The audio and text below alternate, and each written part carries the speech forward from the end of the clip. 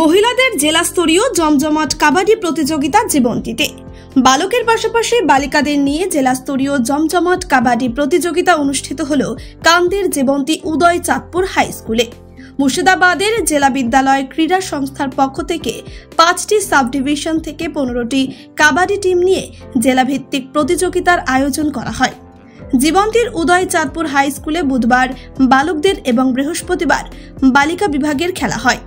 এই কাবাডি প্রতিযোগিতায় উপস্থিত ছিলেন মুর্শিদাবাদ জেলা বিদ্যালয় ক্রীড়া সংস্থার সম্পাদক গোলাম সাব্বির, সহকারী সম্পাদক আবিরা সুলতানা, ঋতুপর্ণা সিংহ রায়, কাবাডি প্রতিযোগিতার কনভেনার মোহাম্মদ হজরতুল্লাহ, উদয় চাঁদপুর হাই স্কুলের প্রধান শিক্ষক শামসুজ্জোহা বিশ্বাস, সভাপতি মসির আলী, ক্রীড়া শিক্ষক বাসার আলী সহ বিশিষ্ট ক্রীড়াবিদ, শিক্ষক, অতিথিবৃন্দ তাদের সকলকেই ব্যাচ দিয়ে বরণ করে নেওয়া হয়।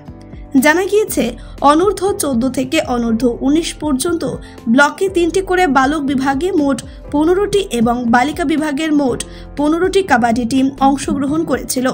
এই কাবাডি প্রতিযোগিতায় বালক বিভাগ ডোমকল 2টিতে, বহরমপুর 1টিতে জয়লাভ করে। অন্যদিকে বালিকা বিভাগ থেকে 2টিতে লালবাগ এবং 1টিতে বহরমপুর জয়লাভ করে। প্রত্যেক জয়ী টিমকে ট্রফি পুরস্কার দেওয়া হয়। 3টে গ্রুপের অর্থাৎ 6টি টোটাল গ্রুপ তার খেলা দুদিনে সম্পন্ন করেছি। প্রথম দিন ছিল বালকদের, আজকে হলো বালিকাদের।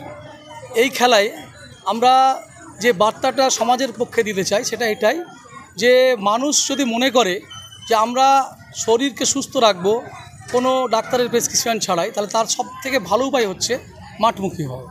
তো আমাদের এই বহরমপুর বা অন্যান্য শহরগুলি থাকতেও আমরা এই মফস্বল বেছে নিয়েছি এই কারণে যে খেলাগুলো গ্রাম বাংলার খেলা, অত্যন্ত কম খরচে খুব নিম্ন অর্থব্যয়ে আমরা এই খেলাটা করতে পারি। তাতে সাধারণ মানুষ তারা এই খেলায় অংশগ্রহণ করতে পারে এবং খুব আনন্দের সঙ্গে অংশগ্রহণ করতে পারে। এর জন্য আলাদা করে কোনো খরচ খরচা তেমন হয় না। তো যাতে করে এই খেলাটা আবার প্রসার এবং প্রচার ঘটে, সেই কারণে আমাদের ডিস্ট্রিক্ট কাউন্সিল ফর স্কুল গেমসের মাননীয় প্রেসিডেন্ট ডিএম সাহেব এবং সহকারী ভাইস প্রেসিডেন্ট যিনি রয়েছেন আমাদের সুপর্ণা রায় মহাশয়া এবং সম্পাদক গোলাম সাব্বির, তার অনুপ্রেরণায় আমাদের লক্ষ্যই হচ্ছে প্রতিটি খেলা গ্রাম বাংলার বিভিন্ন কোণে এগুলোকে ছড়িয়ে দেওয়া। এই প্রয়াসকে আমরা জারি রাখতে আমরা চাইছি যে আগামী দিনেও এই ধরনের প্রত্যন্ত গ্রাম বাংলার যে খেলাগুলো খুব আনন্দের সঙ্গে গ্রাম বাংলার ছেলেরা গ্রহণ করে, সেই খেলাগুলিকে জেলার বিভিন্ন প্রান্তে আমরা খেলাগুলো করতে চাই। দাবি দেওয়া এটাই, সরকার আমাদের যথেষ্ট কেয়ার করেন, এটা তো কোনো নিঃসন্দেহে বলার কিছু নেই না। তবে একটা আমি অনুরোধ রাখবো, দাবি নয়, সেটা যদি আমাদের আধিকারিক যারা রয়েছেন তারা যদি একটু আমাদেরকে আর একটু সুনজরে দেন এবং আমাদের যে আর্থিক ব্যাপারটা এটা যদি একটু ঊর্ধ্বতন কর্তৃপক্ষ তারা যদি লক্ষ্য রাখেন যে আজকে দুর্মূল্যের বাজারে একটা খেলা চালাতে কতটা খরচ হতে পারে, তার যদি সেইটা হিসাব করে আমাদেরকে একটু যদি সহযোগিতার হাত বাড়িয়ে দেন, তাহলে মনে হয় আগামী দিনে আমরা আরও ভালো খেলা করতে পারবো। আমার নাম এই বিষয়ে যেটা বলার সেটা হচ্ছে যে এত কিছু মোবাইলে যুগ হয়েও বই বিমুখ হয়ে গেছে ছেলেমেয়েরা, তা সত্ত্বেও যে মাঠে আজকে এত রোদের মধ্যেও সবাই এসছেন, তার মানে কিছু মানুষ এবং মেয়েরা প্রত্যেকেই খেলাধুলো বিমুখ হয়নি, এরা খেলাধুলো এখনও ভালোবাসে। আমাদের সেই জায়গায় আমরা যেতে পারছি না, যে তাদেরকে মাঠমুখী করতে পারছি না বা তাদেরকে নিয়ে আসতে পারছি না। জেলাগুলোতে পয়সা নেই, একটু ব্লকগুলোতে একটু ব্লক স্তরে কোনো পয়সাই নেই। আমরা যে তাদেরকে খেলাবো, সেই খেলার যে মিনিমাম যে তাদেরকে প্রাইজ দেওয়ার ব্যাপারটা বা তাদেরকে উদ্বুদ্ধ করার জন্য যেটা করা, সেইগুলোর খুব অভাব। মাঠগুলো যে এখন একদম আমাদের ব্যবহার করতে দেওয়া হচ্ছে না, সেটাও একটা বড় সমস্যা হয়ে দাঁড়িয়েছে। তবে আমরা চেষ্টা চালিয়ে যাচ্ছি, আশা করছি খেলার একদম। আর এত বাধার মধ্যে আজকে আপনারা দেখলেন যে কিভাবে আমরা সবাইকে একত্রিত করেছি এবং প্রত্যেকটা টিচার, স্টুডেন্ট শেষ পর্যন্ত এখানে এসেছেন এবং গার্জেনরাও আসছেন। আমরা চেষ্টা চালিয়ে যাব, আগামী দিনেও চেষ্টা করব যে তারা সবাই যেন সেভাবে খেলতে পারে। আচ্ছা, এই রাজ্য স্তরে কেউ খেলার চান্স কতজন পাবে? হ্যাঁ, রাজ্য স্তরে আমরা 16 জনের 18 জনের একটা টিম তৈরি করলাম। এরপরে এদের কোচিংয়ের মাধ্যমে আমরা টোটাল 14 জনকে সিলেকশন দেব এবং তারা রাজ্য স্তরে খেলতে যাবে। আপনার নাম? যাতে গ্রামগঞ্জে আমাদের এই খেলাটা ছড়িয়ে যায়। এই খেলা মফস্বল এলাকায় আমরা এই কারণে দিই, এই খেলাতে কোনো খরচ থাকে না, বাচ্চারা যাতে উৎসাহ পায়, খেলাধুলাতে যাতে খরচ নেয়, অথচ গ্রাম বাংলায় এই খেলাগুলো প্রচলন আছে যাতে আরও বেশি উদ্বুদ্ধ হয়। আচ্ছা, এই কাবাডি খেলা মহিলাদের ক্ষেত্রে ক্ষেত্রে কাবাডি টিম তৈরি করতে কোনো সমস্যা হয়েছিল বা খেলাধুলার প্রতি আগ্রহ কমে যাচ্ছে এরকম কোনো কিছু মনে হ্যাঁ, হচ্ছে? অনেক আগ্রহ কমে গেছে। আমাদেরকে গার্জেনদের বোঝাতে হয়, তাদেরকে অনেক বুঝিয়ে এগিয়ে আনতে হয়। যেমন যারা অনেক পিছিয়ে আছে তারা খেলতেই দিতে চায় না, আমাদের গার্জেনকে প্রচুর বোঝাতে হয়, বুঝিয়ে তাদেরকে মাঠ মুখে এগিয়ে আনতে হয়, যাতে আমাদের খেলাধুলায় অনেক উপকার আছে। চাকরির ক্ষেত্রে কোটা সংরক্ষণ আছে, পড়ার ক্ষেত্রে কোটা সংরক্ষণ আছে, সেটা বোঝাতে হয় গার্জেনদের। আরও অনেক কিছু বুঝিয়ে তাদেরকে এগিয়ে আনতে হয়।